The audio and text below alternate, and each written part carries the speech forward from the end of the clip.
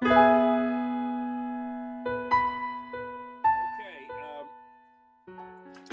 welcome everybody. Hey, we have a pretty good turnout today. I'm impressed with it. We're going to go through this pretty fast today because obviously a lot of things that we'd ordinarily do, we really can't do very well. I would like to ask if anybody has had anything published or sold anything or any since we last met. Mary Jane, you have your hand up. Oh, sorry. Mary, no, you don't have your hand up. Okay. Did anybody have anything you want to say about what you've done? I think Wendy was trying to say something. Okay, yes. Mary, you have something you say. I saw your hand. Mary Streeter, me? Yes. Yes, I have published a children's picture book, and I was invited to a school a few months ago before the, sheltering in took place. And so I was able to read the story to several classes and pass out cards. And so apparently that generated some sales, and I got a royalty check from my publisher. So that was nice. Wow. Congratulations. That's great. Yeah, that was fun. Yeah. Wendy, you have your hand up. Wendy? No, that was practice. I'm sorry. Okay. Anybody else? Yes, up here at the top, Karen. Karen has a real hand up. Yeah. Okay. Karen. I entered a limerick contest through the newspaper, and one of my friends and I started writing limericks, and we couldn't get stopped once we got started. And I'm finding more ways to bless other people with your writing. I've mentioned that before, but I have a friend who had a birthday this week, and I wrote her an entire limerick poem to say happy birthday to her. Aw, Nice. my birthday's tomorrow. I'll work on it. Okay. I cannot see anybody's. I don't have a picture of everybody, so you really have to let me know if you want to speak. I have, in other words, I can see if you raise your hand electronically, but not everybody is on my screen. Okay. Anybody else? Speak up, or forever hold your peace. No. Okay. Well, let's move on then. Sandy. Where'd she go? I'm here. There's Sandy. Okay, Sandy, you are up for the tip of the day. Well, the tip of the day is on editing and revising, and sometimes we confuse them, but editing is only, editing a manuscript is only the structure of the writing is being corrected, like spelling, grammar, punctuation, sentence structure. So your overall story remains exactly the same. You're simply fixing mistakes that spell check didn't get, and grammar errors, and one of Jim's favorites, angling or misplaced modifiers. When revising, however, you're changing the meaning of the way in which a reader perceives, experiences, and interprets your manuscript or your book. This is accomplished by adding new thoughts, clarifying existing ideas, choosing more descriptive words, improving. Pardon? Oh, I thought someone said something. Improving overall understanding of ideas presented, enhancing character development, adding more detail, and eliminating unnecessary elements. So when you're revising, you're really revisioning your previous work to make it stronger and improve clarity for your readers. And I looked at a lot of blogs and several books, and unfortunately there is no one single bulletproof way to do it that's just like here's how it is and it will be a perfect revision. However, all of the sources I looked at agreed that the finished manuscript needs to sit and cool off for a minimum of 3 weeks to get your mind away from what that is. They agree on printing out the manuscript because it has a different look than it does when you are reading it on the screen. And they agreed on try to read the entire manuscript in one sitting. And if that's not possible, at least as close together as you possibly can, because it keeps everything fresh in your mind and makes plot problems and character arc issues and so forth easier to spot because it's very fresh. Now, James Scott Bell said in his book that he uses symbols in the margins. He uses a check mark, I have to read this, check mark where story drags in some way, parentheses for sentences or paragraphs that fall flat. He circles material that needs to be added, I'm not quite sure how that works, and a question mark for what was I thinking? Then there are other ways to go about it that suits your style. I happen to like color, so you can go through and highlight whatever your main character is doing in one color, your opposition character or villain, so to speak, in another. I also saw a rather neat graph that looked a lot like one of those charts that it says chapter 1, location, character, what's happening. That seems a little laborious to me because I'm not good with that kind of charting. But you can also use index cards, margin notes, and it's particularly good for when you are reading this a second or third time, to find places where you can do a little foreshadowing that you might not have done because on your first draft through you don't always know what that is. So you can go back and set things up like Chekhov's gun. If you see it in the first act, you're going to shoot it in the third. And overall, the goal of revision, I think, was summed up by Alfred Hitchcock, who said, "A great story is life with the dull parts taken out." So our goal in that revision is to make it exciting and interesting. That's it. Very good. Thank you. I have a question. Great. I have an answer. Okay, good. Oh, I'm sorry. I'm here. Go ahead. Okay, Sandy, what was the name of the author that said he uses notes in the margin? Something. James Scott Bell. He writes a lot of craft books for Writer's Digest. He's got writing from the middle. He's got beginnings and endings. He's got revise and edit. He's got, anyway, if you just look up James Scott Bell, there are a number of books that that he has on the craft in addition to all the fiction that he writes. He's a very good resource. Anybody else have a question? I have a question. Okay. Go ahead. I just want to say you sounded perfect, by the way. Oh, thank you. Yes. You didn't crack. Ain't no cracking. Okay. But Lynn's going to get cracking and ask something. It's about the mechanics of doing this part of, we're all learning how to do this, and I'm seeing a lot of comments coming in on the chat. Is there some place where we can pause and maybe Jim can address them or the speaker can address them? Okay. Yeah, I don't even see it, chat. the chat's all about on you. the bottom. It's on the bottom part, bottom bar, and it's in orange. Yeah. I see leave.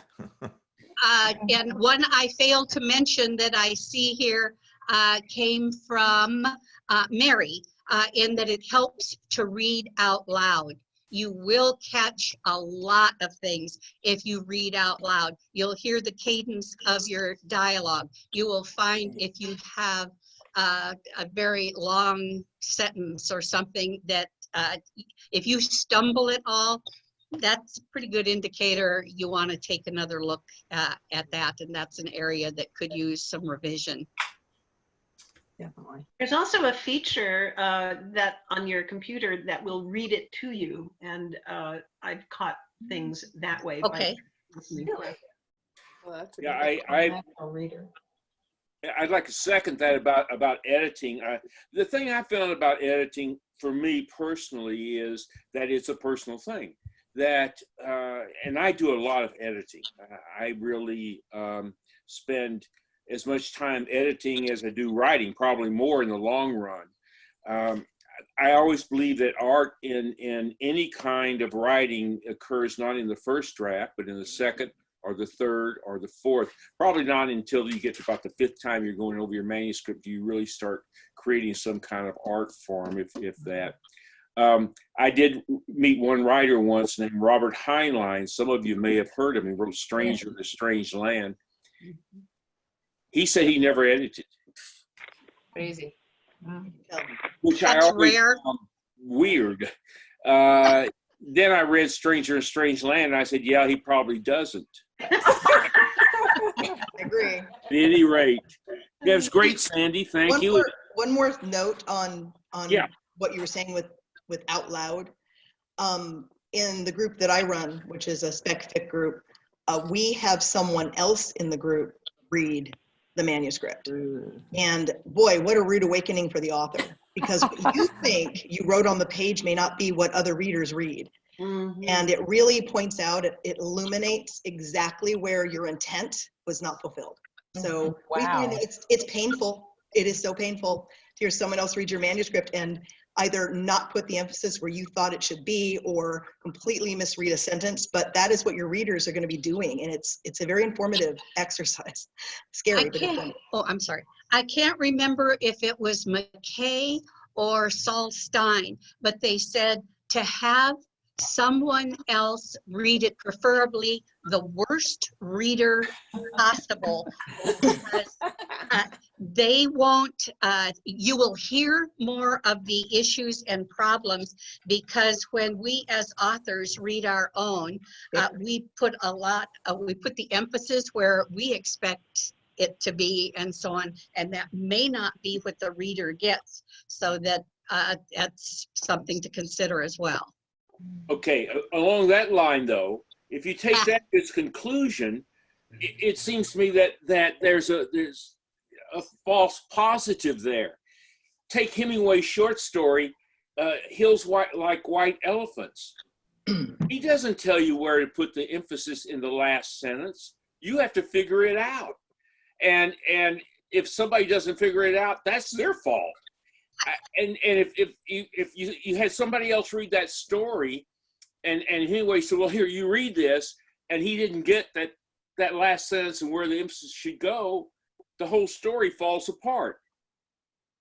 But that's still really good information for the author, for the writer, to know how an audience is going to read that sentence. But so that's my point. But the point is, he wanted you to figure that out on your own. Hemingway did in that story. Wanted you to figure it out on its own. So I think we go back to there is not one single silver bullet that works for everybody. But their thoughts, and take what you can if it's useful to you. If not, toss it. Do what you do. All right. Anything else? Because next I'm going to Michelle. No, I'm sorry. I'm going to Cheryl. Cheryl and Straightjacket. Okay, great. So we met yesterday on Zoom and had a blast, just like we do when we're in person. We got through all the submissions, and so look for, I'm going to be sending out this weekend, I'm going to be sending out edited versions of what you've submitted. And so please get back to me, look for those and get back to me if you agree with the edits. And we will be, what do you guys think, in the next 2 weeks getting the magazine? Ellen? Oh, say it again, Cheryl. You think we can manage it Yeah. in the next 2 weeks? Yeah, in the next 2 weeks, look for the magazine. I will Yeah, send, to get it published. Yeah. yeah, send out an email to everyone via Yeah. the Diamond Valley Writers Guild. Okay, great. Next, Michelle, you have announcement you'd like to make. Yeah, real quick though, for those that have joined us that maybe for the first time, could someone tell them what Straight Jackets is? Cheryl? Jim? Or It's an online magazine. It's an online magazine. This is my interpretation. It's a long magazine that features our members' writings. And I've looked at other stuff. I'm just so proud of this magazine. I tell it to everybody, including my boss yesterday. He goes, "What do you mean? What?" And so I shot him over the website, but it's so visually gorgeous. Thank you, Ellen, for that transformation. It's just a beautiful thing. But we do our best we work long and hard for the writers. We take the story and really go over it. We try to maintain the author's voice, and yet we edit and try to make more clear what they're trying to say. But we work hard. Don't you think, ladies? That we work hard. Absolutely. But it's a labor of love. We love the editing. Yes, it is. And then what happens is we're proud to be able to offer to the author a version that we think enhances what they're trying to do. And there's 4 of us working on it. So yesterday I found that I was amazed at what 4 editors looking at something can do to a piece, because we each come to it with a certain perspective.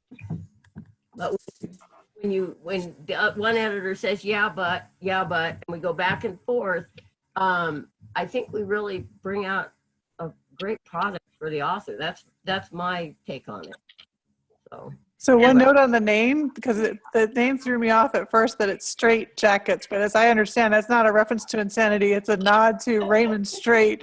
Yes, it is. Right, and the magazine address, if for those of you who have not seen it, it's straightjackets.org, but straight is spelled as Rusty's name, straightjackets.org, straightjackets.org. So take a look and you'll see our fall issue, and then in a couple of weeks we'll have the spring issue for you, and we get it out 3 times a year. All right. Looking forward to it. Michelle, you had another announcement you'd like to make? Yes, I did. I do run a speculative fiction writers group twice a month on Wednesday evenings, and we do have some available seats. Of course, right now they're virtual seats, not physical seats, but eventually they'll be back to physical seats, I'm sure. So if you're writing in the speculative fiction arena, which is fantasy, science fiction, magical realism, horror, it's a pretty broad, it's about probably 60% of everything that's coming out on television right now. So, if you're writing in that genre and would like to hook up with people of like mind, there are a lot of groups out there that don't specialize, and so there's availability for people who aren't in speculative fiction, but for the group that I've been running for many years, that's what we concentrate on. If you're interested, message me separately. I'll put in the chat my email.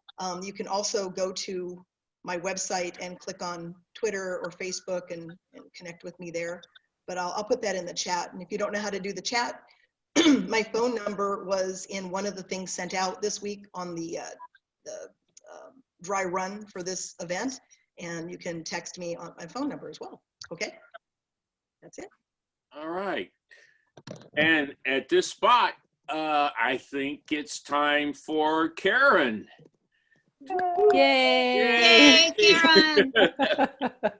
Karen is going to talk about, I'm not going to steal his thunder here, but about something that is at least close to my heart in terms of writing. She's going to talk about magazine writing. That's where I got my start.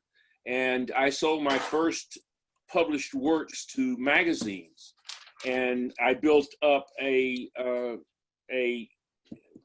resume of magazine articles that got me my first book contract. So to me, magazine articles are a great way to get credits.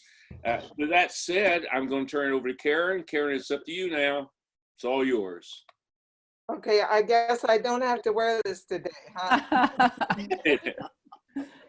But I had to show you that I had one anyway, and I have to show you this.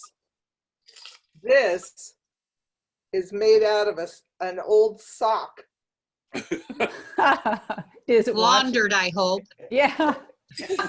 You know, I'm not even going to comment on that.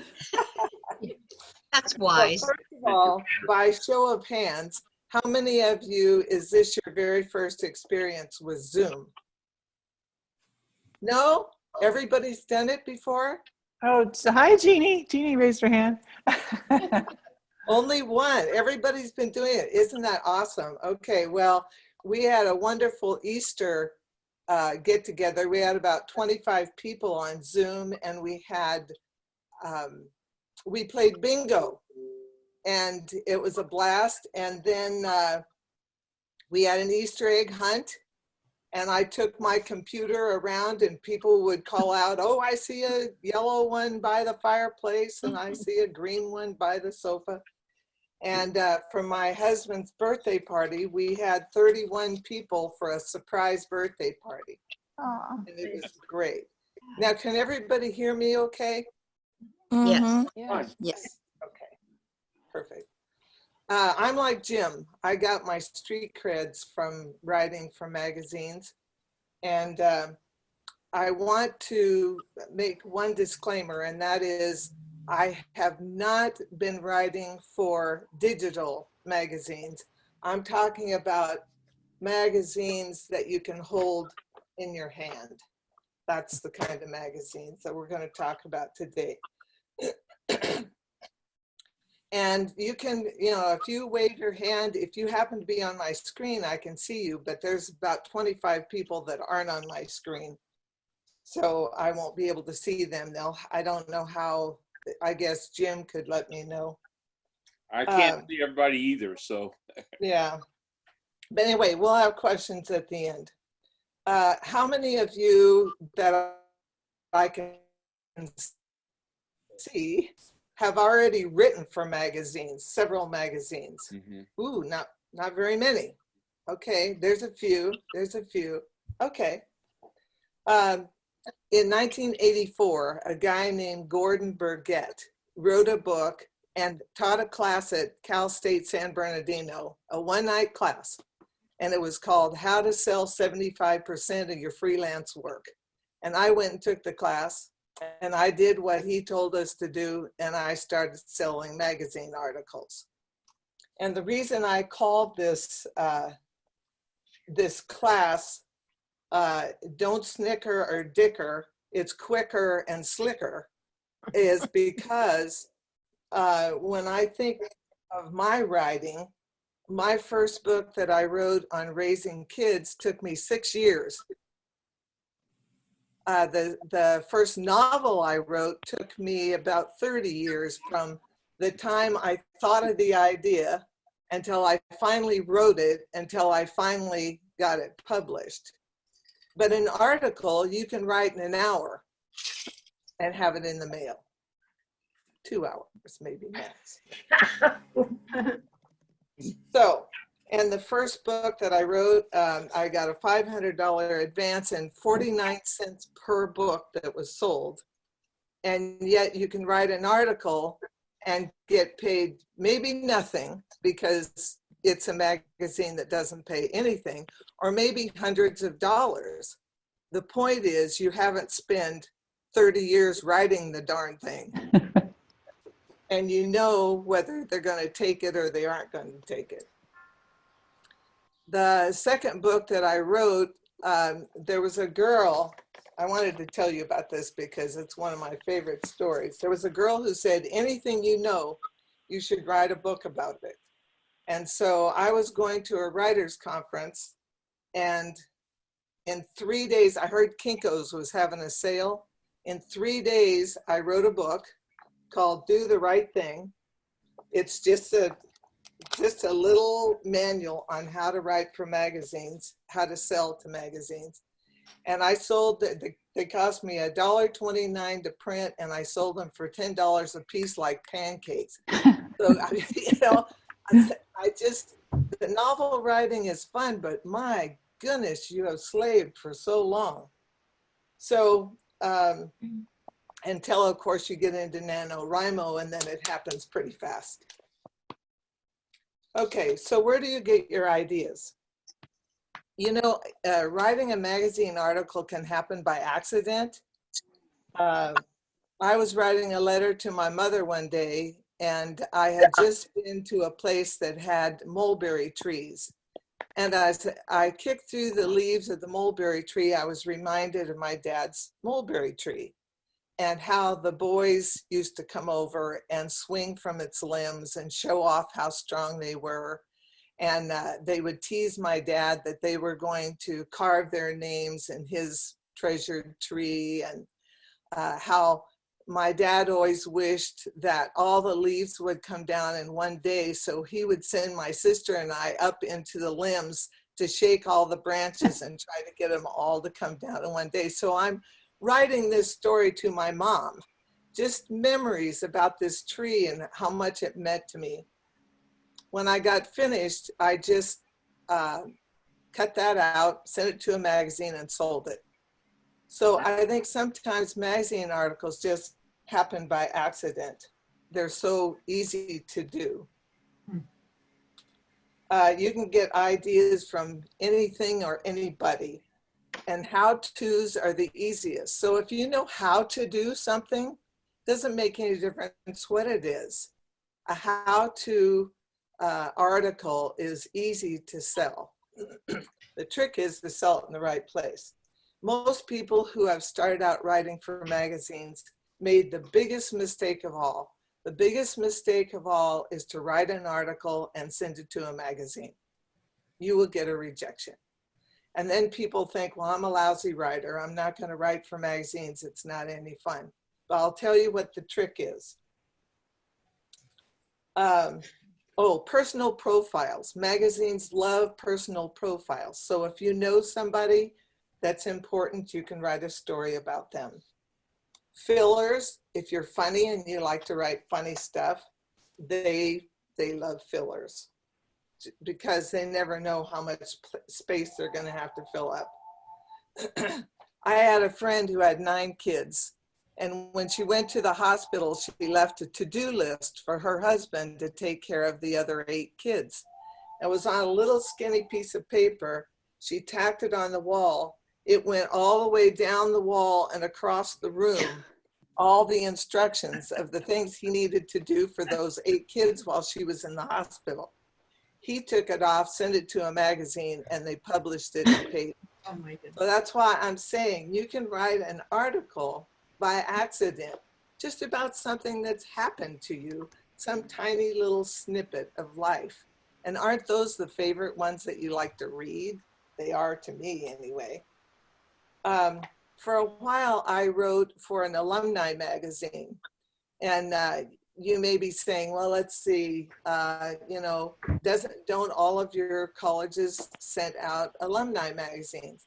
Well, I graduated from Cal Poly, San Luis Obispo, but I wrote for the University of Arizona alumni magazine, which I loved, because all they would just tell me, here are the people you're going to write about. And I got to call and interview them. I got to do Bob Baffert, who his horses have won the Triple Crown twice and 15 times on the various races. I got to talk to a Broadway star, a romance author, all kinds of interesting people. And all I had to write was just a tiny little box by their picture. It was probably the hardest writing I ever did, because you were limited to about 100 words. So you know how they say it's harder to write small than it is to write long.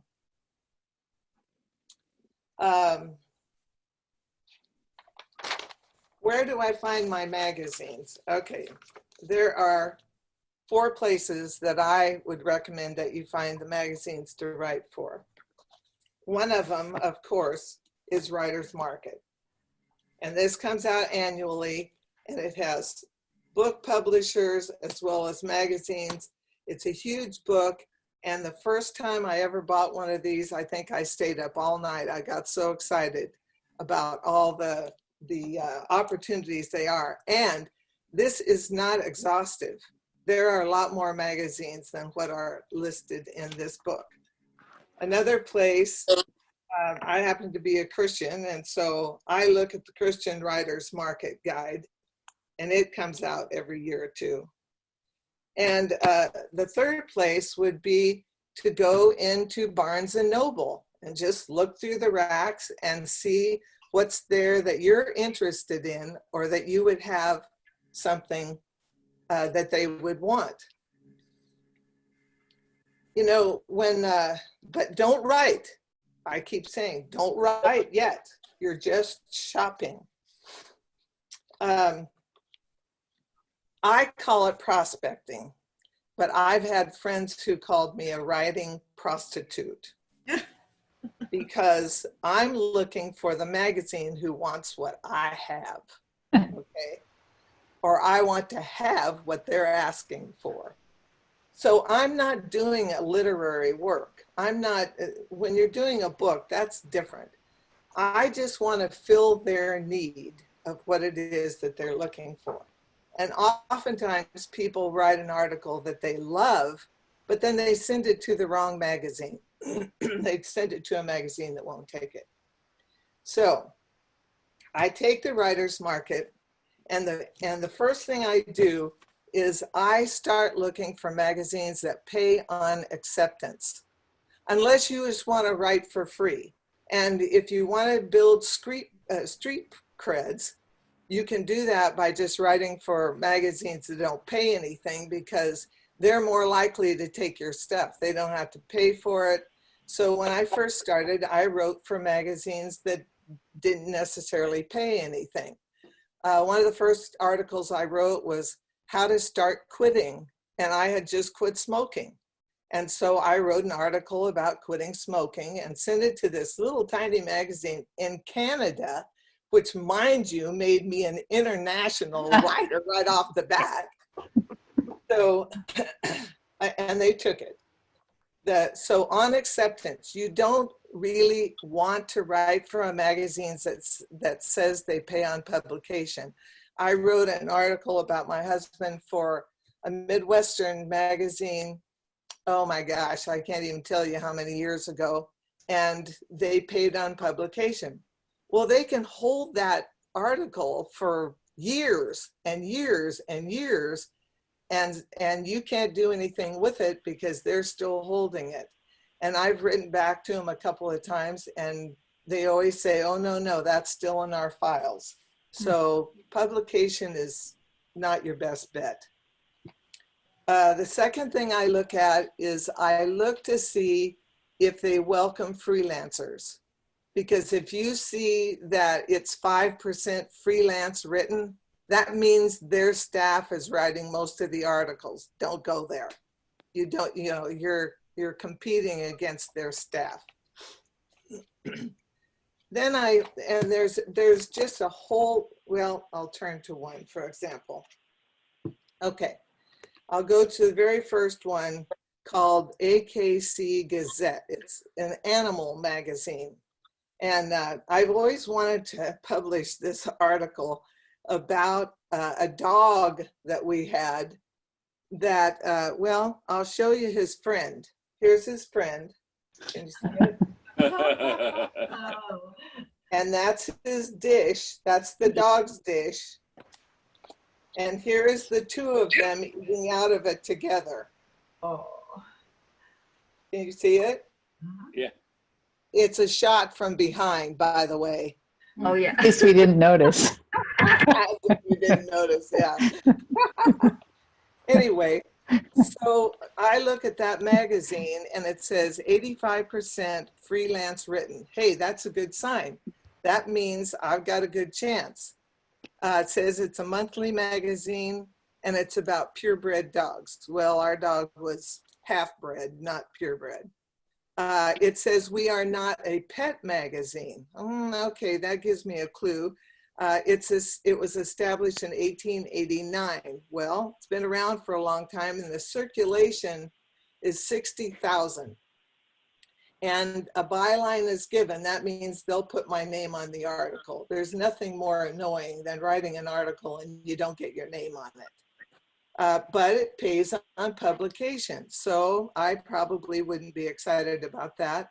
And it offers a 10% kill fee, which means if they don't publish your work, and they hold it, they'll pay you a 10% kill fee.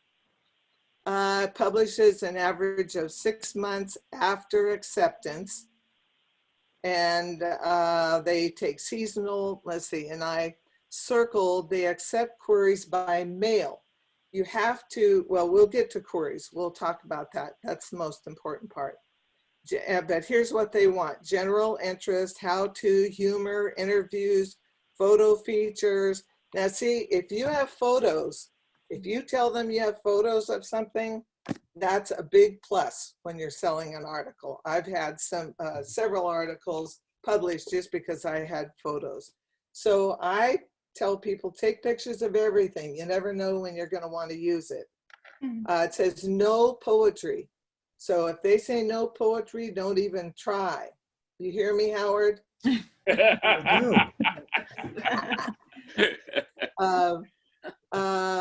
It says tributes to individual dogs or fiction, canine performance, and then it wants 1,000 to 3,000 words, and it pays $300 to $500. Are you getting that? Sitting writing a book? Nope. Okay. And for the photo, and I've also written articles where I got paid more for the photos than I got paid for the article. Depends on what kind of a magazine it is and what the quality of your photos are. But it has a whole lot of information. So by the time you read everything in there, you should have a pretty good idea of what they'll take and what they won't take. All submissions are welcome, but author must be a credible expert or be able to interview and quote the experts.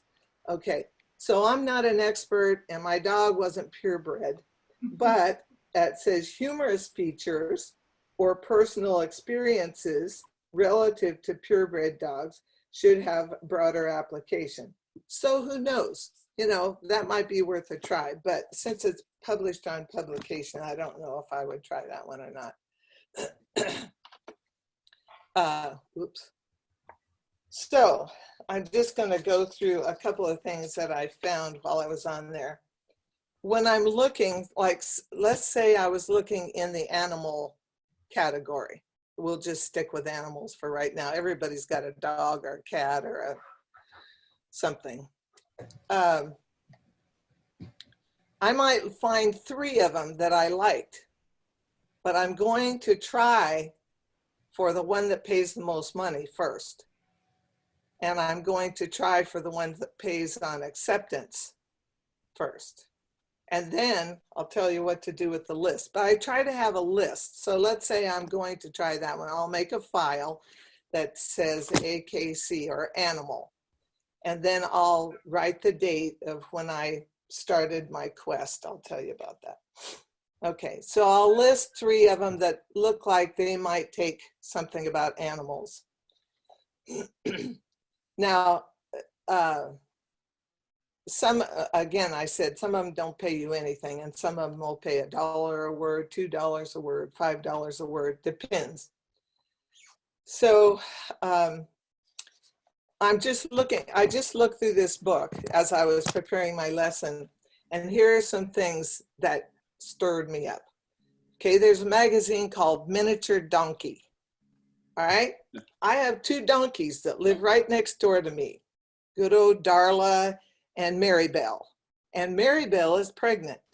So I'm thinking when Maribel has that little baby, guess who's going to be over there taking pictures? You bet. And there's your story. There's an article. There's another one, Jeannie, you'll like this one, called Mushing Magazine.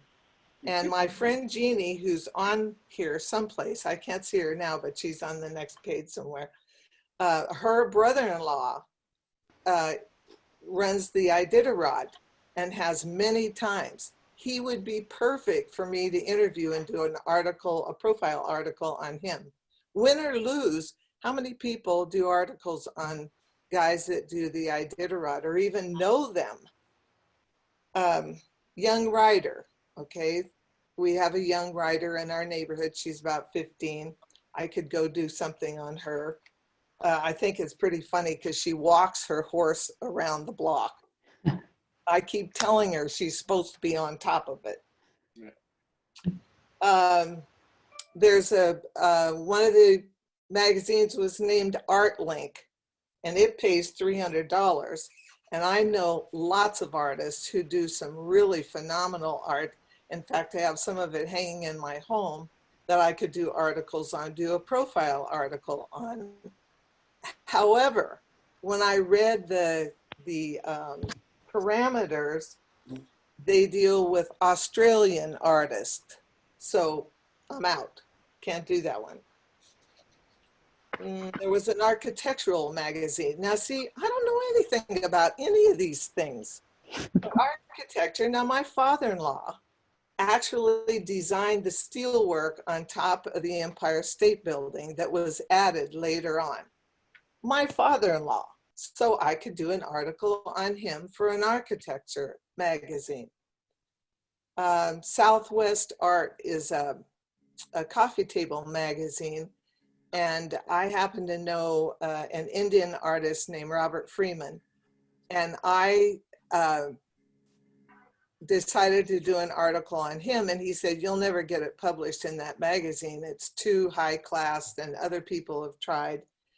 So when I tell you about query letters, you'll see what I mean. When I queried them, they wrote back and said, can you do a sidebar on how he does his etchings? And of course I said, sure. And I did a sidebar on how to do an etching. And I discovered that I think the reason that I could sell so easily to magazines is because I write 4th and 5th grade. Because I taught 4th and 5th grade for years and years and years. And that's what most people who read magazines want to read. They don't want to read a literary work. They want to read something that's quick and easy. So you don't want to try to impress them with big words. Let's see. By the way, that Southwest Art was the highest paid I ever got. And I got paid for every photograph. I took pictures of him doing etchings and so forth. Rocky Mountain Elk Foundation. Let me think, what could I do for them? Well, they pay on acceptance and they pay 30 cents a word.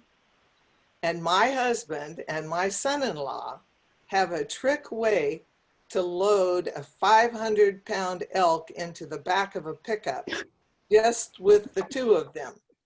Now, I wish I had pictures of it, and I don't. But I don't think there's many hunters that know how to do that, because when they went to celebrate the elk that they got, they went to the nearest local bar in Montana where all the drinkers said, there's no way you loaded that thing in the pickup truck. And Barry said he thought it was about 700 pounds, but I cut it down to 5 because you know how hunters are. And they could not believe it. And they went out and they taught them how to do it.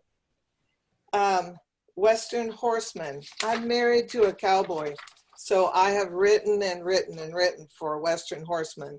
But I've written about team pinning and team sorting and rodeos and all kinds of cowboy things. I've written for fire magazines. My husband was also a firefighter, from cowboy to fireman. What a great article.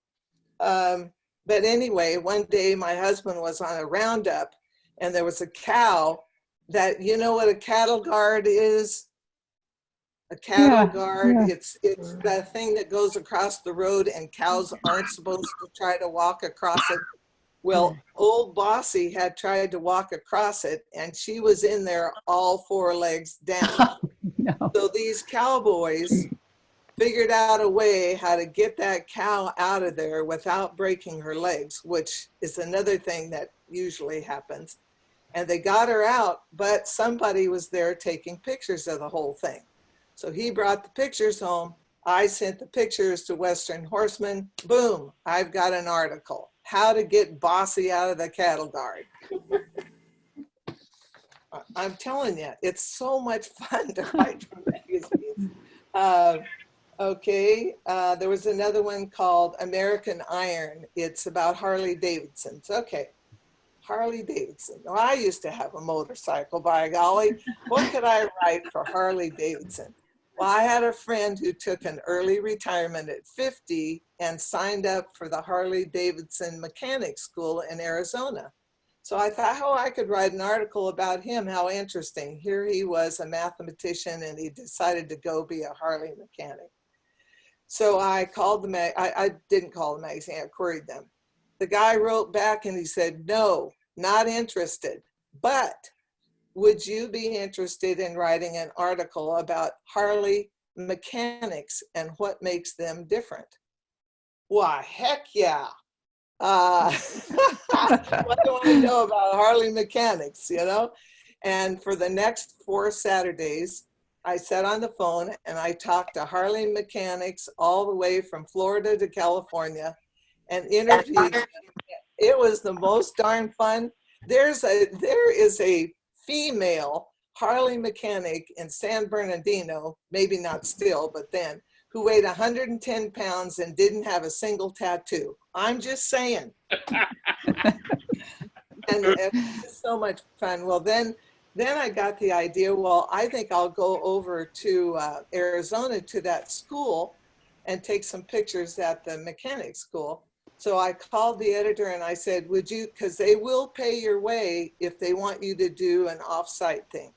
I said, would you pay my way over to Arizona so I can do an article on that school? And he says, Karen, for crying out loud, we're only paying you $100. No. So I wrote the article, I sent it to him, and guess what? They paid me $200.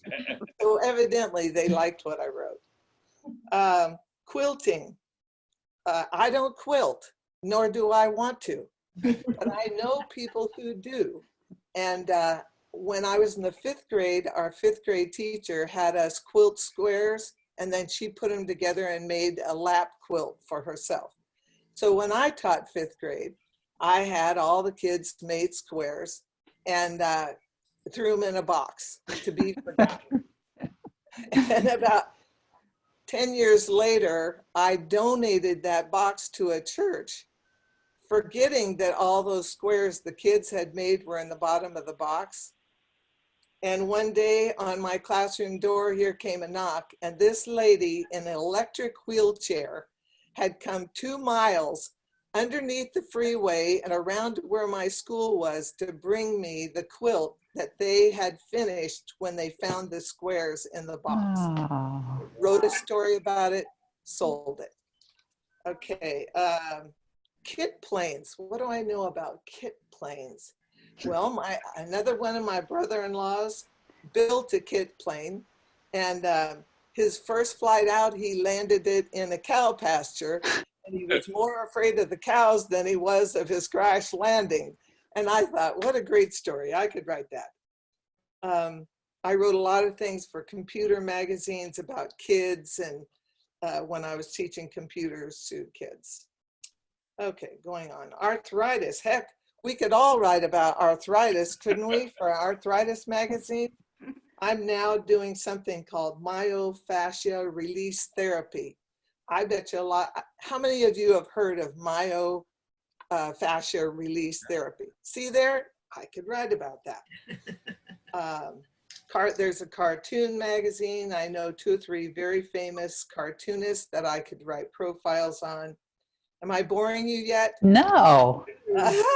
Fascinating. I'm just telling you how fun it is to shop through there and think, what do I know about this? Or who do I know about this?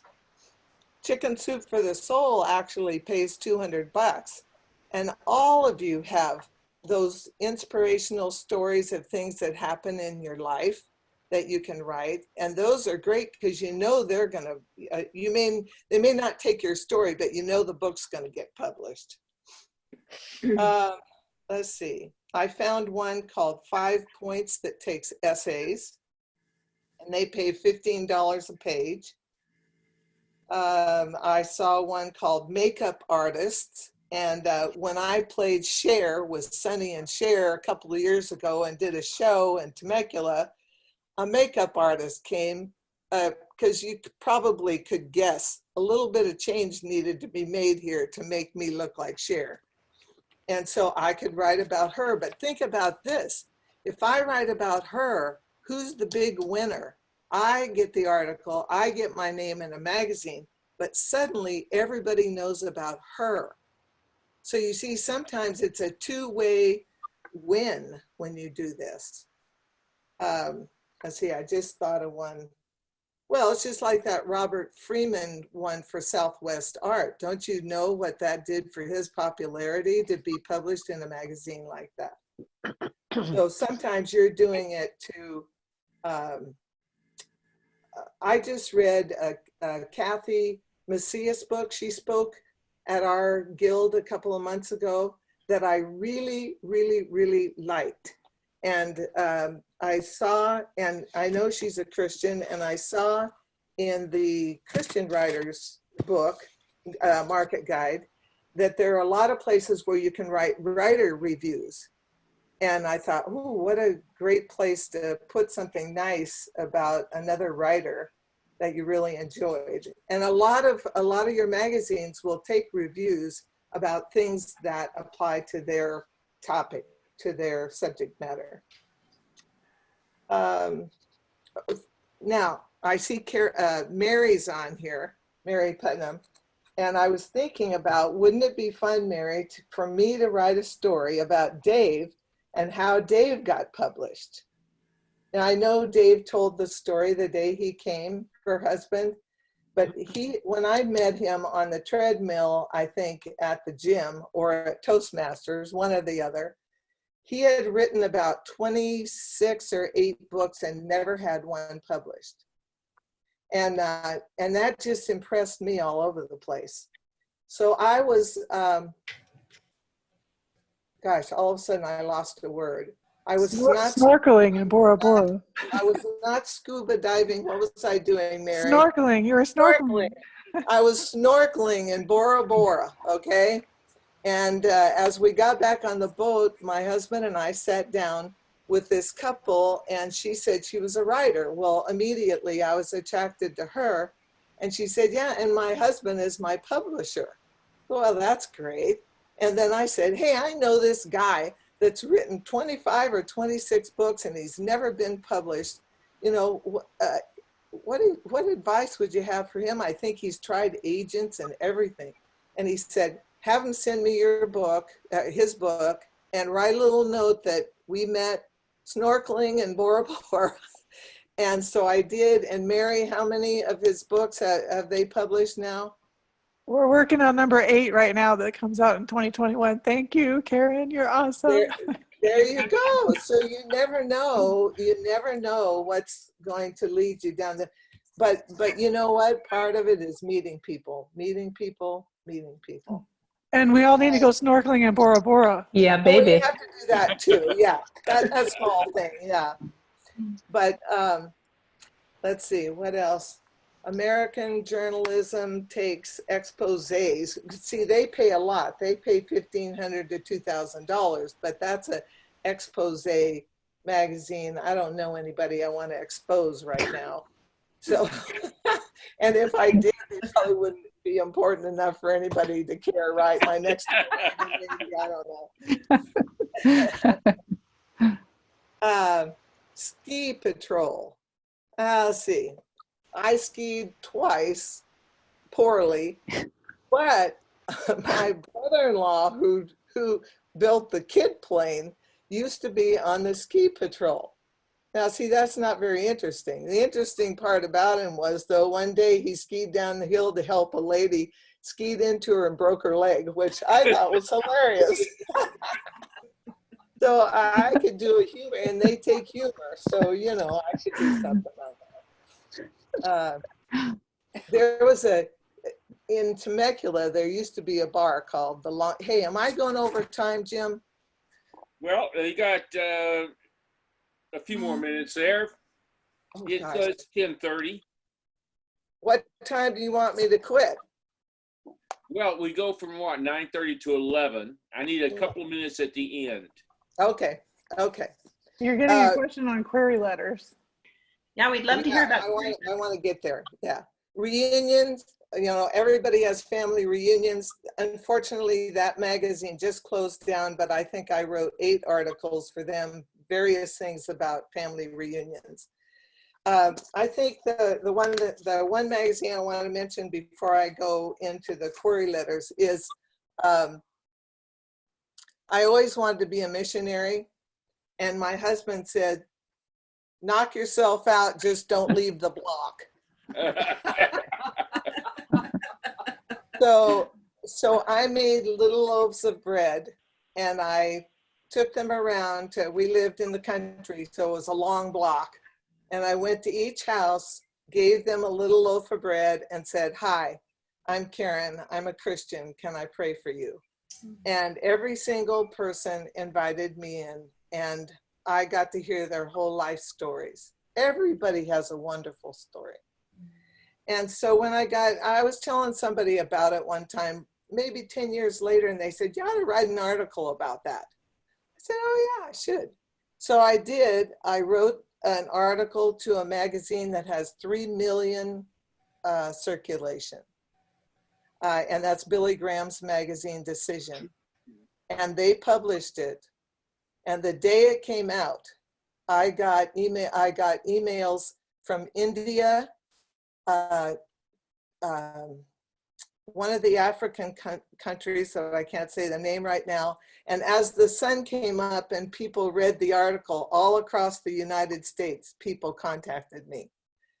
And I got to be a missionary around the world. Oh. Now stop and think Beautiful. about it. Wow. When you think about how many people read your book, and yet here was a magazine article that went around the world. And that's the actually second article that I've had that's gone around the world and people have contacted me. So here's the trick. Most people write an article, send it, get rejected. That's just the way it goes. Because when you send an article without a query letter, it's like throwing your book manuscript into the transom of a publisher. He doesn't know who you are. He doesn't know anything about you, and it's not going to go anyplace. But the query letter is magic, and I call it the hook, line, and sinker. The hook is the first sentence has got to grab that editor. Oh, by the way, I usually don't write to the very first editor either. I choose one of the assisting editors if I can find their name, because I figure they want to come forward with a great idea and they'll have something to offer at the editorial meeting. So I usually don't choose the top editor, I choose an assisting editor. Okay, so the hook. For example, I wrote for American Quarter Horse, and my opening line in the hook was, "Who shot Doc Barr?" Well, Doc Barr is a real famous quarter horse, and I'm sure the editor of Quarter Horse Journal went, "What? Somebody shot Doc Barr?" But actually, it was a friend of mine who is he's an equestrian photographer, and he shot a very famous picture of Doc Barr. And my article was about him and how he took the picture of Doc Barr. So you see what I mean about a hook? You want something magical, something that's going to say, oh my gosh, I didn't know that. Then the line, well, see, I gave you, I did, didn't I? I gave you an example. Yep. Yeah, a really silly example. I was just fooling around, but anyway, reading Animal Life inspired me to write an 800-word humorous filler about strange animal behavior I've observed. That's not much of a hook. The quarter horse hook was a much better one. Okay, the line is, what makes you qualified to write this article? Do you know the person, or have you had experience in that area, or just and you want it really short. You want it really short. What qualifies you to write that article? And whatever you do, don't say this is the first thing I've ever written. You know. Then the sinker is when you tell them where you've been published. And if you have never been published before, don't lie. Just leave that paragraph out. If you've been published in your church bulletin, don't bother mentioning that. But if you have anything that has given you a few credits, mention that. Sorry about the phone ringing in the background. But it's your street creds. And Gordon Burgett said, if you have, let's say you have 3 things that you've been published in, he'll say, mention 2 of them and say, and others. If you've now see, I'll say dozens because I have been published in dozens of magazines. So I'll name the ones that will be most impressive to the publisher, to the editor, and then I'll say, and dozens more. Sometimes they'll ask for clips, so it's really important that you keep a record of anything that you do get published, so in case they ask for clips, you'll have them to send. And be sure and mention if you have photos. I think photos are a big winner in most magazines. And sometimes you get paid for them, and sometimes, like I said, you get paid more for them. You probably won't have any pictures of cowboys getting a cow out of a cattle guard, but hey, no. So now all you've done, all you've invested in this is shopping in your writer's market. You shopped, you found where you're going to send. Then you're going to query. That's your next step. And it will tell you how to query in here. It'll either say they want them by, with a stamp envelope, return envelope, or it'll say electronic queries are fine. Of course, I prefer electronic, but I kind of like the old-fashioned way too, because then you know when you get it back what you're getting back. And they have, there's 3 answers that they can give, actually 4. The first one is, yes, we'll take it.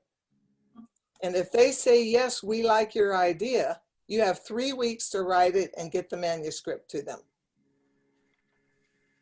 Or they say, no, we don't like it. We're not accepting material of that kind at this time. But I want to tell you what to do with that guy. Okay, then they may say, yes, we'll take it, but we want something different. Or we want you to add a sidebar. Or they'll make suggestions. Or you may just get a contract in the mail, which is a yes, of course. And all they want you to do is sign it and send it back. But for the one that says no, this is most important.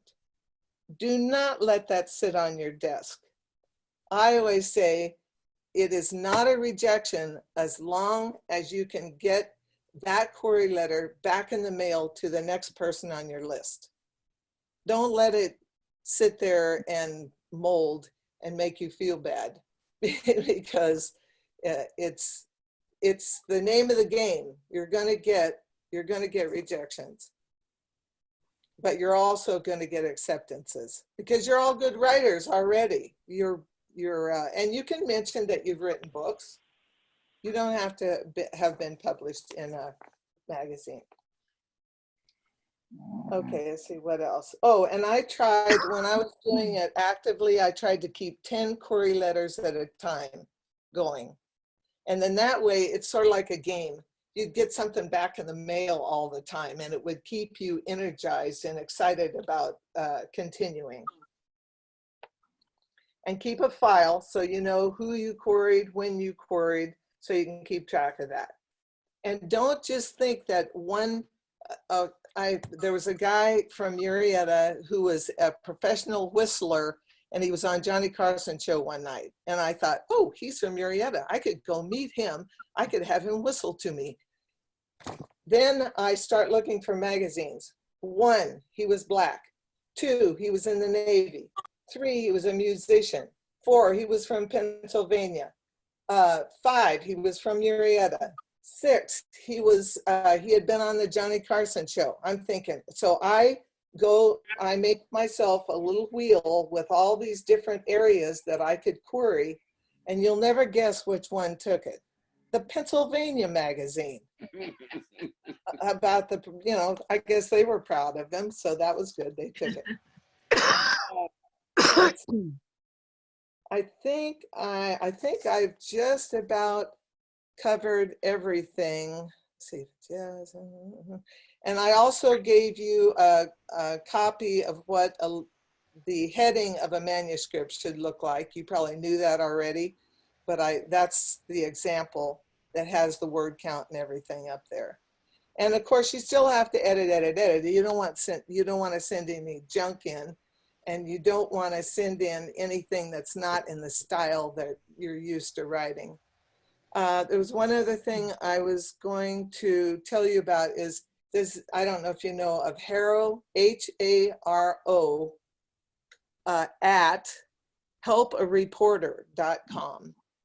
And if you get on that twice a day, they send you a whole list of subjects that reporters are looking for quotes or information on, and it's kind of fun. I think that's how I got invited to be on the Steve Harvey show. All kinds of things, interesting things come on there. And it'll come out twice a day. Half the time I ignore it, but sometimes I'll look through it, and if I know something about one of the topics, I'll send them a quote. And it's reporters who are writing stories for magazines and newspapers, and they're just looking for material. So, questions? Okay, do we have any questions? I cannot see everybody. Hit the arrow. I have a question. Okay, got a question? I have a question. Go ahead, Howard.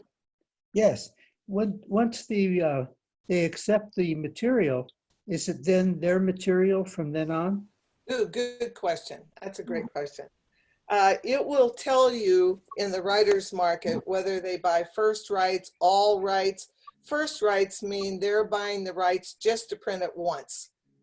All rights means they have it, they own it, they can do anything they want with it. And you can negotiate those things. But it will tell you which rights they offer. That's a good question. Do you ask more money if they want to keep it permanently? I've never had that happen. I've never had anybody really want to keep anything permanently. Mm-hmm. Oh, you made me think of something else, but I can't remember it. Okay, I lost it. Oh, well, you know, on your books that get out of print, you can get your rights back. Mm-hmm. Okay. Anybody else have another question? No?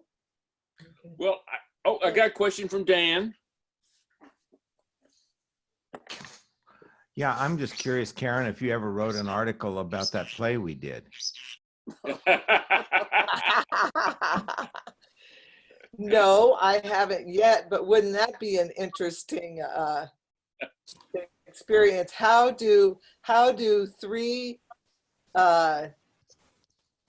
gals that know absolutely nothing about playwriting write a play and perform it in less than what, 3 months, 3 or 4 months? Okay. Yeah, I have one little sideline on it. One article I once had written. I'd been writing for True West, and they called me up. Some of you have already heard this story. It's one I tell a lot. But they called me up. This was 1980, and Reagan had just been elected president. And they called me up. They said, Jim, we want you to write a article on the Western films of Ronald Reagan. Will you do that? I said, of course. So I wrote the article, non-political. I never said anything in favor or against Ronald Reagan and his politics, not a thing. It was all about the fact he loved doing Westerns, and I talked about the Westerns he made and so forth. So it was the That lead must have been article. before you married Vicky. Yes, it was a lead article. It was on the page, front page, you know, picture of Ronald Reagan, my story on the front page, the whole thing, the lead article. A month later, after it appeared, I got a phone call, and the editor said, Jim, I got some good news for you and some bad news. I said, oh, really? He said, the good news, we had more response to your article than any article we've ever run. I said, that's terrific. We also had more cancellation of subscriptions. Oh. So after that, after that they stopped. This was a True West magazine, and they didn't want a story that was not a True West story. And so after that, they dropped any references to movies. So that was really the reason why. Well, you know, though, you're right. I do think that writing articles for as long as I did gave me street creds when it came time to publish my book.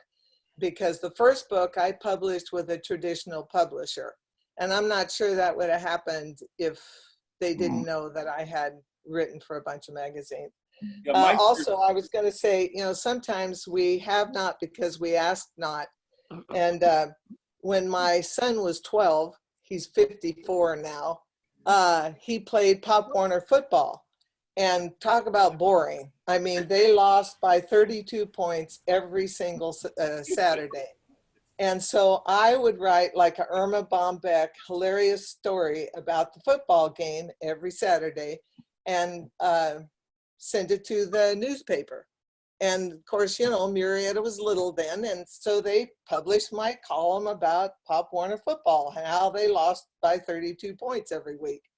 And one week I would sit with the coaches, and one week I'd sit with the players, and one week I'd go drag the chain up and down, and one week I'd talk to the refs. And so I had great fun doing it. And every week I'd turn in my column. So one week I missed the deadline and they didn't print me. And the editor said it was the first time he had ever gotten a letter. I still have it from a guy in Sun City who said he was sorry, but his week just couldn't go on without reading my Pop Warner column. And so I was telling this story to a friend and she says, well, how much did you get paid? And I said, get paid? Was I supposed to get paid for doing that? I was just having fun. And she said, oh yeah, you're supposed to get paid. I said, well, okay. So I sent them a bill and they paid me for all those columns. Great, great. Karen, I have a question. Yes. And it's triggered by your handout, collecting the money, and having just come through tax season. I'm wondering, have you set yourself up as a separate business for tax purposes as a writer? Yes, I always have, because I've always had some kind of little side thing going. And I've put my all my speaking and writing and every kind of bundled it into one. Yes. Do you have any tips on how we do that? You know, deductions? What do you write off parts of your house? Just curiosity. Yes. Oh yeah. That's a great question. I wrote off a percentage. You write off a percentage of your house for your office, your travel, like when you drive to meetings or you pay for a conference, a writer's conference, or you drive to a writer's conference, you buy office supplies. I write off all that.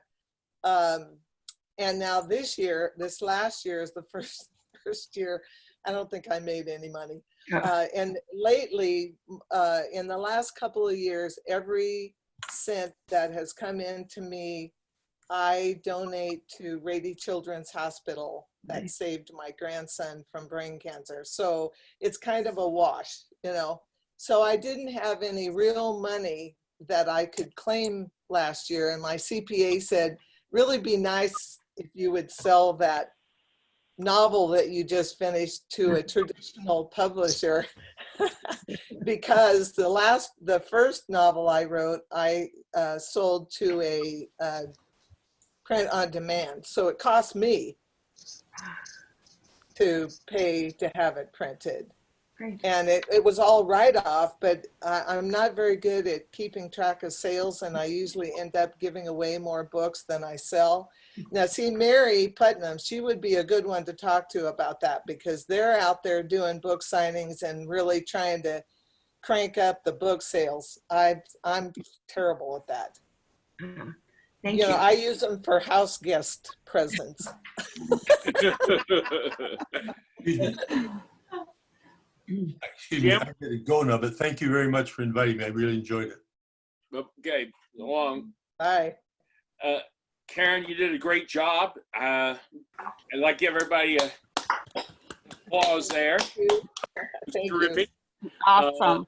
I need to see. Michelle, are you around still? I am. I'm right here. Okay, Michelle, you want to talk about our speaker for next time? Yeah, absolutely. So next meeting is in May, and whether it's virtual or it is live will depend, of course, on the state of the world. But either way, Jonathan Maybury, who is a New York Times bestselling author, he recently had a Netflix show, Viewers, which was based on a graphic novel series of his produced this last year. He's got a couple other things. He does a lot. Anyway, he's going to be speaking next month on short story writing. So actually, I was Facebook messaging him last night and just kind of making sure he realized we were still here despite us not meeting at the library next month. And so we're still on his schedule as of last night. Excellent. But when you think about it, isn't this pretty cool? You didn't have to drive anywhere. You didn't have to get all your stuff together. I mean, I threw a party for 31 people and I didn't even have to clean my house or make food. Karen, you did great. Yes, you did a great job. But we can't go to Emilio's afterwards. So That's a bummer. That's a bummer. I have a burrito. I have a burrito in the refrigerator, though I could eat it in front of you. No, yeah. It's been great. I hope everybody's enjoyed it as much as I have, and we will see you in a month. Okay. Okay. Thank you. Bye-bye.